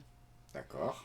Et donc après, l'élu il trouvait qu'il était assez renseigné, il disait, il demandait à l'administration de faire une décision. Alors, soit ça passait en conseil municipal, soit ça passait à la municipalité, parce que selon l'importance, le lundi, il y avait des décisions qui se prenaient dans le cadre des 15 adjoints sans que ça passe en conseil municipal, quoi. Donc ça, ou alors il redemandait, et donc d'autres renseignements, ça circulait, etc. Alors c'est une mine, pour connaître notre époque, là, il faut prendre les BR, ils doivent être archivés, parce que vous avez des mines, et alors il y avait des règlements de compte. Après, évidemment, ça s'est étoffé, alors sous la municipalité Maurice, je ne sais pas, mais nous, comme on était une municipalité d'Union de la Gauche, on demandait, on était très vigilants sur les BR qui circulaient. Parce que ça nous permettait d'intervenir. Et alors, il y avait les points de vue. Un BR ne pouvait pas passer si l'élu responsable de la délégation n'avait pas mis son point de vue. Et vous aviez, après, ça passait aussi dans l'administration de cet élu. Alors, vous aviez des points de vue d'administratifs qui étaient opposés et qui envoyaient des vacheries. Il y avait un petit mot. On se disait, tiens, qu'est-ce qu'il a voulu dire Donc, il y avait tous les jeux, les choses trappes. Mais c'était très démocratique, je trouve. C'était très intéressant. Moi, j'ai appris énormément. Ça a été archivé, ça, tous ces Ah oui, je pense que normalement, ça devrait être archivé et ça, vous m'avez donné envie d'aller refouiller. Est-ce qu'on peut recompulser ces trucs-là? On peut, c'est la bibliothèque. Ah oui, ça doit être aux archives municipales. Ah, donc on Et va ça, noter les BR. Il y a plein de sources d'informations là-dedans. Ah, c'est une mine d'or. Vous retrouverez toute la trame des conventions triennales, avec aussi nos formulations, parce que des fois, au bout d'un moment, moi j'avais mes BR qui m'arrivaient le soir par un chauffeur, c'était mis sur ma table, et le soir, il fallait que, après tout le bazar, et des fois on était fatigués, alors on mettait des trucs... il y a tout. Hein. Il y a des choses bien écrites et moins bien écrites, mais quand même, il y a une vitalité qui s'exprime là, qui à mon sens, est intéressante. Alors, ces BR ont existé pendant tout notre mandat, et c'était la grosse querelle au sein de la municipalité, notamment, je pense, le PS et le maire Chénard voulaient les supprimer, parce que c'était... et donc, ça ralentissait, mais en même temps, quand on regarde les délais de la décision publique pendant notre mandat, on peut dire qu'on a été des ultra rapides. Hein. Oui, parce qu'il y a eu plein de chantiers, il y a eu le stade, il y a le stade, tout le réseau de lecture publique, le tramway, il a été... engagé l'idée, parce que quand on regarde les délais de la décision publique, entre l'idée, quelqu'un qui émet l'idée, et la réalisation, c'est 10 ans, c'est du rapide. Ah oui. Et nous, entre l'idée et le tramway, il y a eu 6 ans, puisque les marchés étaient signés. Mais de toute façon, les appels d'offres, ça prend 2 ans, 3 ans. Aujourd'hui, ce qui est réalisé aujourd'hui, on parle du périphérique, le stade, la médiathèque, les tramway, piscines et patinoires, ça a été fait sous notre mandat aussi. Mais c'est incroyable. Enfin, ah oui, il y a toutes pas les infrastructures que l'on connaît aujourd'hui ont été lancées par Chénard. Sous notre mandat, oui, et signés, les marchés signés. Donc, parce que ça veut. Quand je dis les marchés signés, parce que évident, entre un appel d'offres, quand vous lancez l'appel d'offres et le fait de choisir telle offre et après que ça fasse en conseil municipal qu'on signe le marché, vous allez tranquille en faisant vite, 2 ans. Hein. Ah oui. Donc ça veut dire que toute l'élaboration, elle a été faite de 77 à 80, en gros. Les musées aussi, parce qu'on parle du château, mais quand même, en 78, il y a eu dans le cadre de la loi programme sur les musées de France, il y a eu 2 musées. La Nantes a été la seule ville à avoir 2 musées pris en charge dans le cadre de la loi programme, le musée du Château et le musée des Beaux-Arts, ce qui a entraîné un financement de l'État de 50%. Ça a obligé la région à payer, je crois, de Aussi l'ordre de une partie, 25%, ou soit c'était le département C'est une bonne 25. opération, ça. Oui, la ville, elle avait plus que 10%. Et la restauration des œuvres, pareil. Et donc, moi, là aussi, c'est de l'anecdote, puisque quand, en 77, j'avais demandé, donc, dans le cadre de mon diagnostic, donc, je suis allée rencontrer, à l'époque, c'était la droite, donc, j'avais rencontré Dominique Poneau, qui était directeur des musées de France. D'accord. Donc, auprès du ministre, à l'époque, ça devait être Ormesson ou Leca, je ne sais plus. Il faudrait vérifier. On Il vérifiera. en a eu 2 ou 3, Ormesson, Leca, Ormesson, et puis après Lang. Donc ça bougeait beaucoup à cette époque. Oui, il y a au eu niveau des chefs. Ouais. Mais donc Dominique Poneau, je l'ai rencontré, je pense en mai. Donc on m'avait préparé un dossier, je me souviens, je l'avais appris par cœur, je suis arrivée au Louvre avec mon dossier, et le directeur administratif à la ville de Nantes, il me disait, Mademoiselle Caillot, vous ne voulez pas que j'aille avec vous? J'ai dit, écoutez, on va savoir tout de suite si je peux faire quelque chose, il faut que j'y aille toute seule, et après, si ça marche, on saura que je peux travailler, sinon vous reprendrez le dossier. Et alors, ça... Et donc j'ai été reçue par Dominique Poneau, ça s'est très très bien passé. Et donc on a convenu qu'il fallait qu'on réfléchisse en termes de programmation. Donc là, c'est lui qui a amené cette idée de programmation, qu'il fallait travailler avec les bâtiments de France, hein, la direction des bâtiments de France, les musées, la direction des musées, pour bien programmer. Et qu'il fallait que lui, à partir du moment où on a fait une programmation un peu cohérente, il s'engagerait. Donc je suis revenue avec ça, ce qui m'a permis à notre commission de lancer des systèmes de programmation. Il y avait beaucoup de querelles quant au devenir du château. À l'époque, il y avait Chéniaud qui avait lancé un musée d'art contemporain sur la tapisserie, musée d'histoire, enfin quelle conception, musée des beaux-arts. Donc on a démarré ça. Et j'ai su que ça a été positif aussi, parce que là c'est l'anecdote pour ma petite gloire, Poneau, quand il est venu à Nantes, il y a eu un vernissage au musée d'Aubray, puisque ce musée d'Aubray était un musée départemental et directement rattaché à l'ensemble des musées nationaux, un vernissage sur les objets religieux. Et donc je représentais le maire de Nantes à ce vernissage. Et Dominique Poneau, donc il y avait à la région toutes les personnalités. Et c'était le premier truc important. Et Dominique Poneau se met en me regardant droit dans les yeux, il se met à réciter le poème d'Aragon, celui qui croyait au ciel et celui qui n'y croyait pas. Et donc ça, j'en ai gardé toujours une émotion absolue, parce que, et ça a créé un vide. Et donc il est venu à moi en me disant c'est pour vous que je... Et donc la Rose et le Réséda, et donc voilà, ça m'a donné une confiance. Un hommage de l'adversaire. Ah oui, mais il m'avait donné... C'était classe. Ah oui, c'était un grand monsieur aussi, de droite, c'est sûr, un dominicain, mais... oui, ça a été un grand souvenir pour moi, oui. Et puis alors donc en 80, Choty, il arrive en quelle année? En 83. En 83. Là, Comment ça se passe alors? Toute l'équipe est catastrophée. Ah bah là, oui. Vous perdez beaucoup? Perdait beaucoup. De voix, enfin vous êtes à quel pourcentage à cette époque-là? En fait, on a payé un peu tout le débat sur les écoles...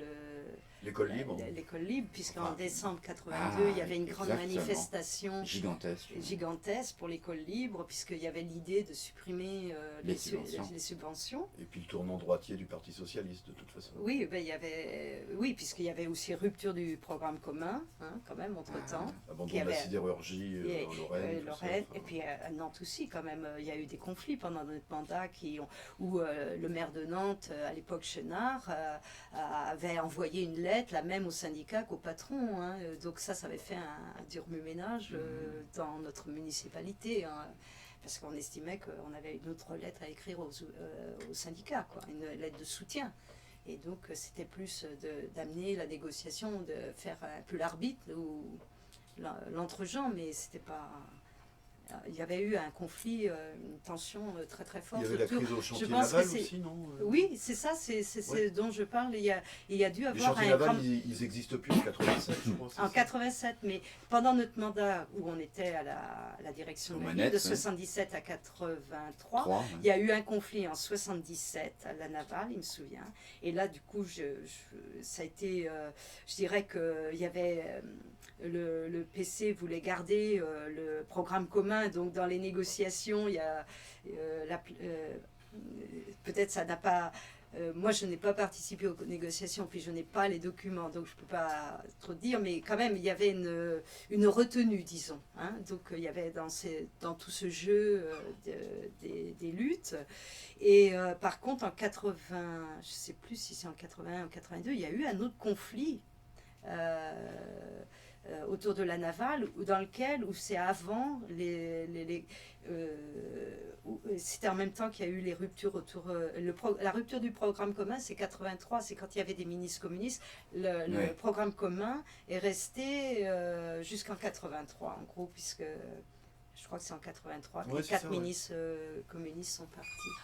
Et donc, il y a eu un conflit, et là où la mairie, le maire avait écrit un courrier qui avait fortement déplu au groupe communiste, parce que par rapport au soutien aux organisations syndicales. Hein. Donc, c'était en Donc tension. il y a un faisceau d'actions qui n'ont pas, Ah, enfin, qui n'ont pas, oui, qui qui ont est pas des porté dynamiques de fond. et qui a fait qu'on saccagé la politique générale Voilà. qui était positive. Ah ben oui. Chenard. Donc c'est comme ça prouvait bien qu'un bilan ne suffit pas. Un bilan Ah. positif ne suffit pas dans une mairie, dans une métropole, une ville qui devient métropole. Et qui va. Oui, on il y sent- a on les sent que- lignes de force en dessous qui font que les gens vont voter ou pas. Et c'est vrai qu'au premier tour, par rapport à votre question, Mhm. il y a eu beaucoup de gens de gauche. Et d'abord, il y en avait qui pensaient qu'on allait être élus les doigts dans le nez. Donc, Ça, c'est l'effet, ouais. oui, il y a eu... L'effet Jospin. donc là, il y a des gens qui ne sont pas allés voter au premier tour, pensant que ça Bah, suffisait qu'il serait d'aller au deuxième, quoi. voilà. Et il n'y a pas eu de deuxième tour. Et puis, ces lignes de force, quand même, qui étaient pesantes et qui sont quand même très déterminantes. Ah oui, donc vous n'êtes pas allé au deuxième tour. Ah non, il n'y a pas eu de deuxième Ça a été tour. vraiment la C'était Bérésina. net. Hein. Ah, Alors, alors il me donc, semble bien, donc, enfin, alors, non, mais parce que là, j'ai pas du tout vérifié. donc ce soir-là, il n'y a pas de champagne. Comment ça se passe? Tout le Ah, monde ben, se le fait la soir, gueule. C'est ta faute à toi, c'est la faute de tout. Qu'est-ce qui se passe? Vous vous retrouvez en conseil municipal? Après, non. Comment ça se passe quand là, on s'est une commune perd? Qu'est-ce qui se passe les jours Eh ben, on s'est suivants? retrouvés dans une salle, oui, c'est ça. Alors, on s'est retrouvés dans une salle, laquelle, j'en sais pas. Peu importe. Alors, il y a eu deux. On s'est retrouvés pas mal d'élus, pas tous, ensemble. Alors, il y avait qui pleuraient, il était atterré, là aussi le silence.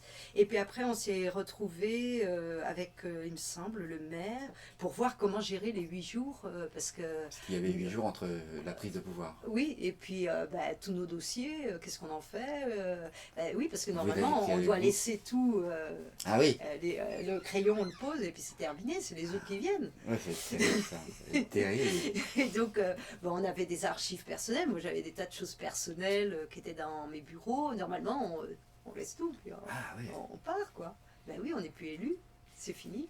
Et les autres, ils prennent et ils jettent, c'est ça?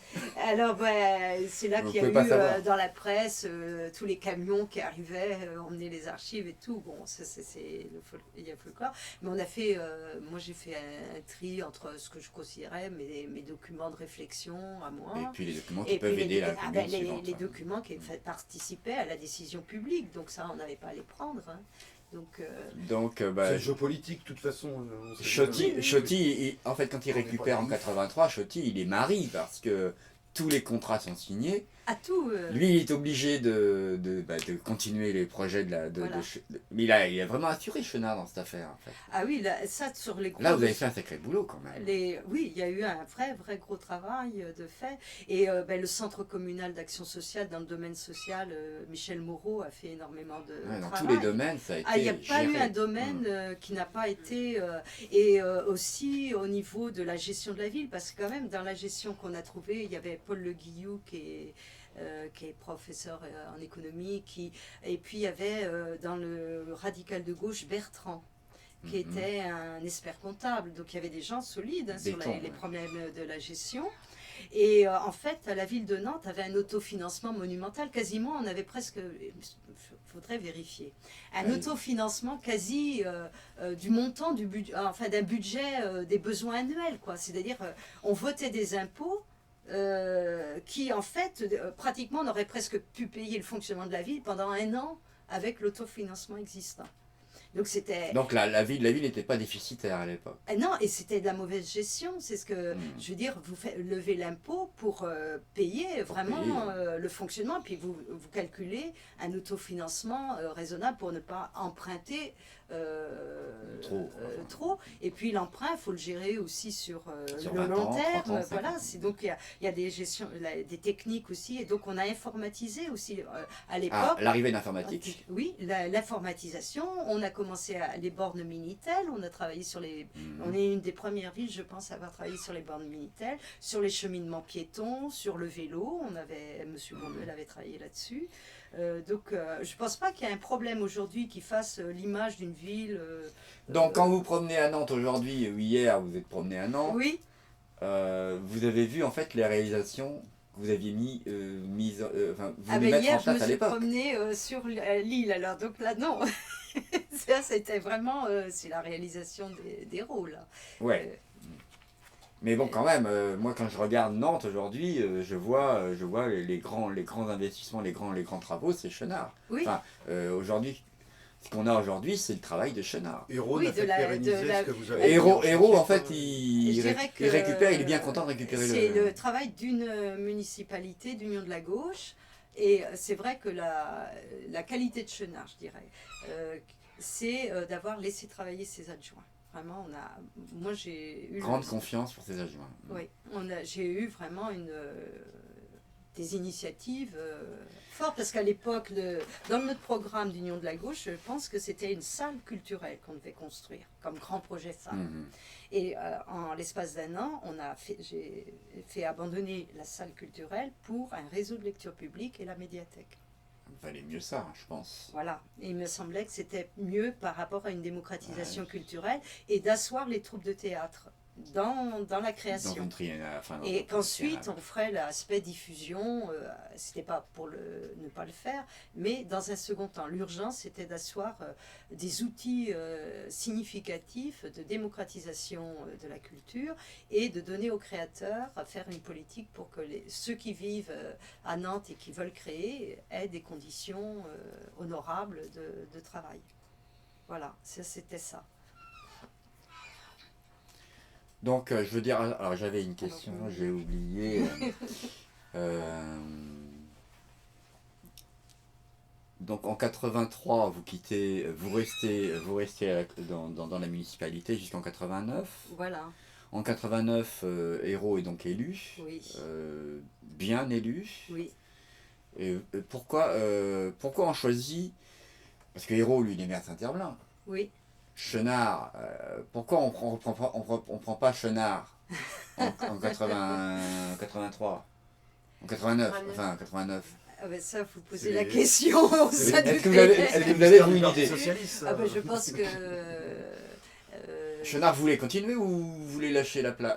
Je pense que Chenard serait bien reparti, hein, mais c'est les rapports de force au sein le fait qu'il ait perdu, qu'il ait perdu au premier tour la dernière, qu'on ne lui a pas fait confiance. Oui, les rapports de force au sein du PS, et puis peut-être plus largement en France, quoi.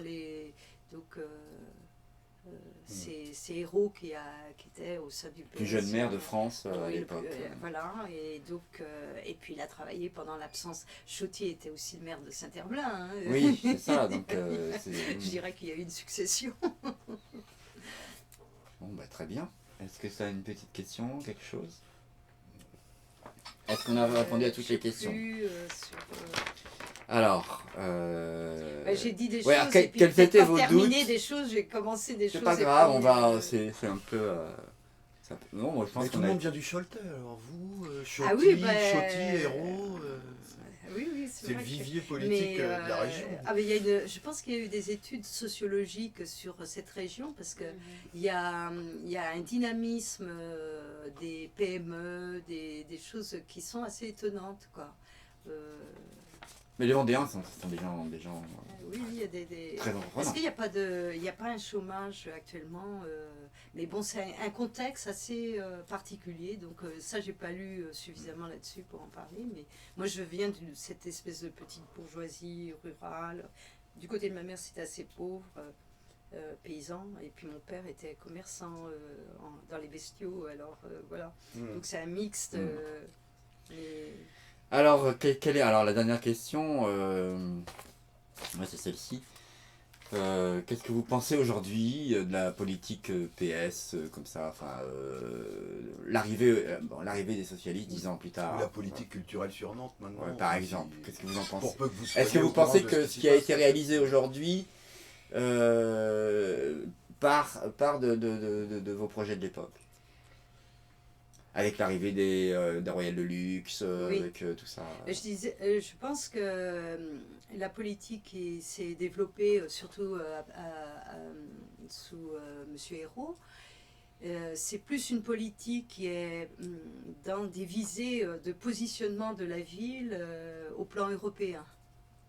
Donc c'est plus une visée de métropolisation, d'image d'une ville. L'argument aussi économique, si on veut développer le tertiaire et du tertiaire de haut niveau dans une ville, il est important d'avoir un affichage culturel, d'un dynamisme permettant un ensemble de sociabilité. Voilà. Donc je pense qu'il y a beaucoup ça. Moi, il y a une date aussi, puisque hier je me suis promenée sur l'île. C'est quand même assez... 1987, c'est la fermeture des chantiers navals. Et 1989, c'est l'implantation de Royal de Luxe à Nantes. Voilà, donc il y a des dates comme ça, donc autour des chantiers... Et les Royales de Luxe sont dans les hangars, dans les nefs, chantiers. dans les grandes nefs. Hein. Et à côté, vous avez l'association bâtisseurs, l'association des hommes et des techniques, le bâtiment et qui est avec resté d'origine. l'exposition permanente, la bâtisseur de navires. Quand vous y rentrez, on voit aussi là, un monde énorme de savoir, de technique, de beauté. L'hélice, c'est un objet magnifique. Donc là, il y a un vivier aussi d'imaginaire, mais qui est en retrait. Donc, c'est pas forcément pour opposer l'un à l'autre. Ce que fait Royal de Luxe a un côté impressionnant aussi. Hein, c'est plein de... Ce sont des grandes marionnettes. Hein. Ce sont des grandes marionnettes et on détruit les petites. Voilà. Mais par contre, ce que je regrette, c'est que justement, il n'y ait pas cette reconnaissance pour différentes formes. C'est-à-dire qu'il y a une forme peut-être qui est officialisée, qui est reconnue, et le panel plus large n'est pas forcément reconnu. Et surtout, ce panel oublie un peu l'histoire, ce qui a fondé un peu ce développement, et qui est quand même très ancré, et trop le mettre un peu sous une forme de poussière, disant c'est la marionnette pour enfants, c'est les contes, etc. Voilà, donc, alors que c'est complètement autre chose, quoi. Donc voilà, aujourd'hui, Monique se voit quasi obligée de fermer. Hein. Oui, c'est ça. C'est la mort du théâtre. Je trouve que c'est une catastrophe pour Nantes. Bah, nous, on pense que c'est une catastrophe totale. Oui. Même pour la culture en général. Oui, ben, pour la ville, pour l'éducation Nantes, populaire et tout, c'est catastrophique, quoi. Et je pense que il y a quelque chose, ce sont des ressorts qui cassent quelque chose de plus profond, et que quelque part, peut-être dans 10 ans, on en verra On verra qu'on ne pourra plus raccrocher ça, c'est ça, vous voulez dire? Oui, et puis même cette espèce de forme de développement culturel basée sur la métropolisation, une sorte on oublie le peuple un peu, hein, oui, une sorte d'aura européenne qui est recherchée, puisque à travers les musées des Beaux-Arts, musée des Châteaux, il y a une reconnaissance qui est recherchée européenne, mais il n'y a pas de reconnaissance qui tienne à ce niveau-là si elle n'est pas ancrée si elle n'a pas des assises profondes dans la population, dans ce qui fait les forces de vie d'une population. C'est pas possible. Enfin, pour ma part, moi, je pense que c'est pas possible. Ça participe aussi d'un phénomène général, je sais pas, qu'on pourrait appeler une espèce d'atomisation des pratiques culturelles. C'est-à-dire que il y a plein de gens, c'est aussi avec le cas avec les nouvelles technologies. Oui. En fait, il y a plein de gens qui font plein de choses Oui. très différentes. Il y a plus ce côté, ce que pouvait représenter la culture à une époque, c'est-à-dire unir une population. Oui. Et aujourd'hui, en fait, on va dire les pratiques culturelles nouvelles, j'ai l'impression qu'elles sont plus en train de diviser les gens plus que les réunir, quoi. Oui. Même si je suis pas sûr de. On a l'impression qu'il y a un On a ratage. cette impression-là, oui. Il y a un ratage quelque part. Il y a des catégories de gens qui se fréquentent pas. Enfin, bon, moi-même, je suis assez âgé maintenant, quoi. Donc, je ne sais pas ce qui se passe chez les jeunes. Est-ce qu'il y a des transversalités, comme on dit, quand on dit des gros mots, En différents niveaux, milieux, c'est voilà, ce que tu veux dire. oui, on sent qu'il y a les pratiques culturelles, elles unifient plus la population, mais elles ont tendance à la diviser, quoi. Enfin, Oui. C'est-à-dire c'est un sentiment, hein, c'est pas. Il y a une multiplication de l'offre et des champs, des Voilà. objets de la culture. Mais par contre, ce qu'on peut voir, c'est quand même que ceux qui ont été exclus de la culture comme de l'école, Ouais. c'est les mêmes. Et ceux qui sont demandeurs, la demande provient dans tous ces champs multipliés de l'offre. La demande, elle est quand même relativement, elle s'élargit en lien avec les couches moyennes, si vous voulez, mais elle reste quand même plus privilégiée dans le sens où aujourd'hui la question, on ne se pose pas la question par rapport à la réussite scolaire. On a abandonné les 20% qui sortent de l'école sans rien, qui sont exclus, plus ceux qui ont à peu près réussi un premier diplôme, un premier niveau de diplôme. On ne se pose plus la question. On ne cherche plus à faire que l'école s'intéresse à eux. Pourquoi ils ratent? C'est pas parce qu'ils sont idiots. C'est parce qu'il y a quelque chose qui n'est pas fait. On impose aussi des codes sociaux, des approches qui ne sont, devant lesquelles ils sont démunis et qui les condamnent quelque part. Donc là, on ne s'interroge pas. Et au niveau de la culture, c'est pareil. On ne s'interroge pas sur... Il y a une grande disparité. Maintenant, on parle de disparité, on ne parle plus d'inégalité. C'est autant au niveau géographique qu'avant, on avait le monde rural et la ville. Maintenant, on a le centre et les banlieues. Donc, il y a des personnes qui ne sortent pas de leur quartier. Voilà, donc la culture ne peut pas... C'est dispatché. Voilà. Donc il y a vraiment une interrogation, si on veut une démocratisation de la culture, dans le cadre de cette offre, de cette multiplicité de propositions, il y a une vraie interrogation sur qu'est-ce que c'est que cette démocratisation, ces personnes qui sont exclues de l'accès du droit à la culture. Et ça ne peut pas passer sans dialogue. Donc prendre du temps, le temps de réfléchir, de s'interroger et de nouer un dialogue. Et surtout, aussi en même temps, c'est lié, ça devient des zones de relégation aussi.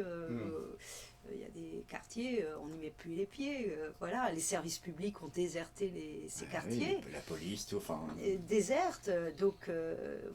ça revient maintenant, enfin, un peu. Donc, je pense que ce qui se passe autour du théâtre, à Paris, puisque je suis là-bas maintenant, il y a des fermetures de théâtre. Le théâtre du Lierre a fermé, le théâtre Paris-Villette, qui était un lieu de création, a fermé cette année. Et ça ne va pas se rouvrir avec les socialistes qui sont venus au pouvoir? Il a fermé dû à la décision de la mairie. La mairie, c'est un des théâtres un théâtre de création. Vraiment, ils ont fait des choses extrêmement bien. Non, il y a la Maison de la Poésie est complètement réorientée. Ce sera peut-être intéressant, je ne sais pas. Non, il y a vraiment... c'est-à-dire, je pense que création et public, si on lâche ces deux aspects-là, il y a quelque chose qui se casse. Donc vous êtes toujours active dans ce domaine-là. Mais disons Donnez- que j'essaie donnez- de rester informée, parce que quelquefois j'ai des tendances à me dire, à plus vouloir lire la presse. On ne devrait pas le dire, C'est- mais... Bah, il y a la presse écrite, il y a encore le Canard enchaîné. Quand même. Oui, mais ça Ouais. fait des... Ouais. On a l'impression, quelquefois, quand on lit la presse, de jeux, Bah, d'ego. de gang, de... C'est terrible. je te donne un coup et je t'en donne un autre. Ouais, ouais. Et les questions, les luttes sociales, etc. ne sont plus là. Et moi, ce qui me scandalise actuellement, bon, c'est le fait que la loi d'amnistie, par exemple, n'a pas été Ouais, pour les votée syndicats, quand pour les même. syndicalistes. Je trouve que si on perd l'ancrage des luttes sociales, l'action culturelle aussi, elle est déforcée, elle est... Évidemment.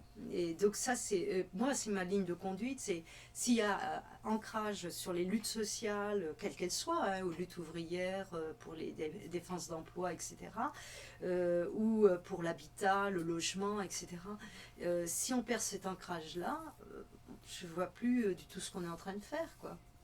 Il n'y a pas de l'action culturelle, l'action de la création, et là, cet ancrage fondamental sur social, des luttes sociales, de l'action sociale, la dynamique quoi, des personnes, des peuples, des quartiers, voilà, alors avec ce qu'ils sont, hein, avec leur capacité d'analyse et tout, hein, leurs limites hein, aussi, donc c'est là qu'il y a l'échange d'idées. Moi, j'ai appris comme ça, parce que quand je suis arrivée, je ne savais rien. Et j'ai appris des choses dans ce cadre-là, dans ce cadre d'échange. Et je pense que c'est très, très...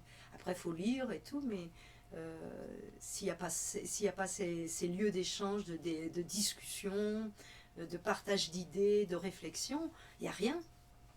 Ah oui. Il n'y a Ah rien. oui. On fait de...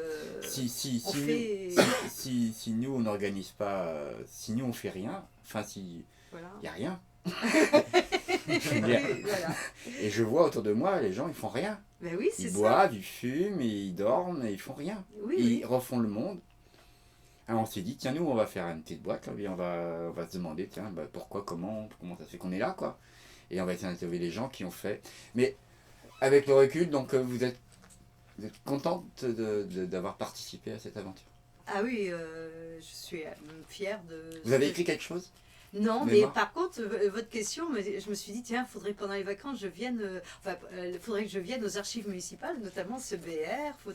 Si vous voulez regarder, je peux participer avec vous pour refouiller cette ouais, ça histoire-là. peut être Oui, tout à fait ça offrirait un cadre, je serais partante. Ah oui. bah nous on est preneurs. Hein. Bah oui. Bah écoutez, alors, rendez-vous est pris.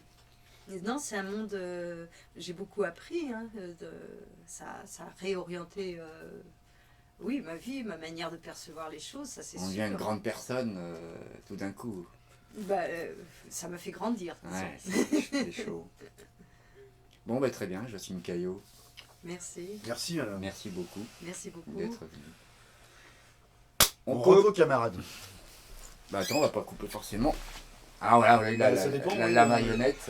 Oui, oui, oui. Ça, bah c'est oui. celle d'origine. Ça commence pas à sentir le cramé, là? T'as pas peur qu'il le Ça fasse dans c'est le moi qui ai studio? sculpté, moi Oui. je suis sculpteur, je fais de la peinture, de la photo, enfin moi j'ai toujours... C'est vous aussi alors. Ouais, j'ai toujours cherché à... Alors ça c'est Nominoé, c'est le roi breton, le premier roi breton Oui. avec sa reine. Quand j'étais en Bretagne à l'époque, je me suis amusé à faire ça. Voilà, partout où je vais, j'essaie de comprendre où je suis et j'invite les gens qui savent Oui, bah, qui il en est. c'est formidable. Non, mais vous m'avez reboosté parce que j'étais. Mais je pense que tournée, dans mon rond. on n'a pas fini. J'ai l'impression il y d'avoir a- pas dit commencer des choses puis avoir Mais, pas dit. mais là, c'est un entretien, on ne sait pas trop, moi j'ai non pas plus, tout, j'étais un peu inquiète. Mais je pense qu'on a quand même compris quelque chose, on a quand même abordé certains problèmes qu'on va pouvoir découper Oui. au plus tard. Mais il y a eu un place publique sur la municipalité Chénard. Ah, ça Ouais. je ne savais pas. Et il n'y a pas un mot des communistes. Bon, on reparlera un petit peu des communistes Ça, et moi, c'est pour ça l'implication que des communistes dans la culture du début du siècle jusqu'à nos jours, c'est pas tout à Parce que fait je pense que intéressant. notre municipalité, moi si j'avais, quand vous m'avez reboosté, je me suis dit tiens, comme je suis, maintenant je ne travaille plus, je suis, comme on dit, À la entre retraite. guillemets, à la retraite, quelle horreur de dire. Nous, on n'y est pas encore, hein. Mais, ce que je me suis dit, j'aimerais bien rechercher parce que j'ai pas d'archives, je suis partie, enfin bon, c'est la vie comme. Donc j'ai pas d'archives. Le groupe communiste, je pense que ses archives ont été égaillées un peu partout. Et je trouve qu'il y a eu un gros travail du groupe. On avait une vie de groupe très intéressante. Et moi qui m'a pris beaucoup avec Georges Battard, Michel Moreau qui venait de la SNIA. Ils avaient une culture qui est souvent méprisée, mais une vraie culture, Une vraie culture, oui, un savoir sur les luttes, le sens des luttes, De leurs des parents, de stratégies, leurs oui, grands-parents, de tout. transmis Oui, moi ils m'ont appris par leurs propres actes. oui aussi, donc et un respect quoi de tout ce monde de la production et donc je trouve que ce groupe il a été nié, la vie de ce groupe. Alors on se réunissait toutes les semaines, ceux qui restent, les adjoints, et puis tous les 15 jours tout le groupe, et on passait tous les dossiers ensemble, on faisait une vraie réflexion collective. Et donc, ce groupe a été nié. Pourquoi? Parce que, d'une part, dans l'Union de la gauche, la presse, tout ça, c'était Chénard. Ce que vous avez soulevé aussi dans notre entretien, c'est la municipalité Chénard.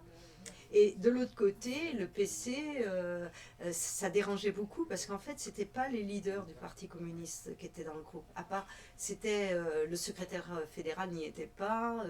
Ils avaient composé avec des militants qui étaient reconnus dans la population, dans leur champ d'activité. Moi, c'était au niveau des jeunes, des jeunes étudiants. Donc, et donc, fallait nous donner trop d'importance. Ça déforçait le poids de l'appareil, quoi. Et donc, on n'est pas... Et puis après, quand il y a eu le Chauty, on est passé, on n'était plus que 4 élus communistes, donc tous ces élus, les 11 autres ont disparu, et à la reconstitution des listes avec Hérault, ces 11 autres n'ont quasiment pas été sollicités. Moi, il y avait tellement de pression, j'avais décidé d'arrêter. Et puis j'estime, moi personnellement, que 2 mandats, ça suffit. On donne son jus. J'en pouvais plus au bout des 2 mandats. Donc j'avais envie de voir autre chose et je ne pouvais plus vivre à Nantes, il fallait que je parte. Donc voilà. C'était une histoire trop lourde à porter sans être élu. Voilà. Et donc, mais Michel Moreau, Joël Busson et Paul Le Guillou il y a eu des choses très cassées quoi, dans leur vie après, quoi. Et ils ont été au bout de 2 mandats. Ils ont fait un mandat avec Hérault, puis après c'était fini. Et ceux qui sont élus maintenant sont liés à l'appareil du PC. Quoi. D'accord. Et donc ce groupe, on n'en parle pas de son action. Il faut peut-être écrire quelque chose là-dessus un peu. Maintenant vous êtes à la retraite. Oui, mais comment? Parce que ça, c'est une question, je veux pas, j'y ai pensé. Allez-y, parce que moi, je pense qu'on pourra peut-être Je me suis dit reprendre, que ces choses-là, le problème, je veux pas que ça soit dans une façon biographique, quoi. C'est plus se dire en termes de groupe, quoi, voilà. d'une action. Et là, je sais que les gens, ils seraient partants pour des entretiens, des choses. Ouais, chercher, ouais, bien sûr. Et retrouver des archives. Il y avait des personnalités vraiment attachantes comme Ghislaine Leloup, Jeanne Trouillard, vraiment des gens. Et puis en plus, ce groupe avait amené le monde ouvrier. Le Lionel Bureau, il y avait des gens de la Navale, de Brissonneau et Lotz, Moisan, Lionel Bureau. Il y avait 6 ouvriers dans notre groupe. Des grosses entreprises qui faisaient l'histoire de Nantes. Mais pourquoi ça ne leur sert pas de leçon aujourd'hui de remettre un peu... Et oui, parce que Michel Moreau venait de la SNIA, donc ils avaient... Alors qu'aujourd'hui, ce sont pratiquement des grandes écoles, des gens qui sortent des grandes écoles. Oui, et puis ceux qui sont le PC, ceux qui sont élus à la mairie de Nantes PC, c'est des gens des permanents. Quoi. Dans notre groupe, il y avait que Michel Moreau et Joël Busson qui étaient permanents. Moi, je travaillais aussi. Hein, bah oui, c'est ça. Donc c'était assez... bravo, lourd. bravo, parce que je crois qu'on en reparlera de cette municipalité Chénard. Donc voilà. Et je vais inviter Monsieur Chénard justement, et je vais essayer de voir si vous êtes disponible ces jours-là. Ah, Ce serait oui. bien de faire la rencontre un jour avec M. Chenard. Voilà. J'ai vu sa fille et il serait Oui, d'accord. ah oui, oui, bah, moi je veux bien. Hein, Ouais, ça mais- peut être tout à fait intéressant. Oui, oui, ça fait. Alors là, ça fait vraiment une trentaine d'années que je ne l'ai pas vu. Moi, je ne l'ai jamais. Ben moi, Je l'ai je ne sais jamais pas trop dans revu, quel hein. état il est actuellement, mais je pense qu'il est capable de Ce venir. qui venir serait parler. bien, si vous faites ça, je serais d'accord, mais ce qui serait bien, et s'il accepte, parce que ce serait Michel Moreau. D'accord. Michel Moreau. Moreau, qui était adjoint aux affaires sociales. En fait, il y avait 2 maires adjoints. Hein. La municipalité était composée du maire et de 7 maires adjoints. Ah oui. Parce Ah qu'il oui, y avait c'est vrai, la c'est vrai. notion de maire adjoint et d'adjoint et de conseillers Mhm. municipaux. Il y avait toute une petite hiérarchie. Et donc les maires adjoints étaient responsables des commissions, des grandes commissions de la ville. Et donc les dossiers pour le conseil municipal passaient avant à la commission de chaque maire adjoint, avec les élus, conseillers ou adjoints. Voilà.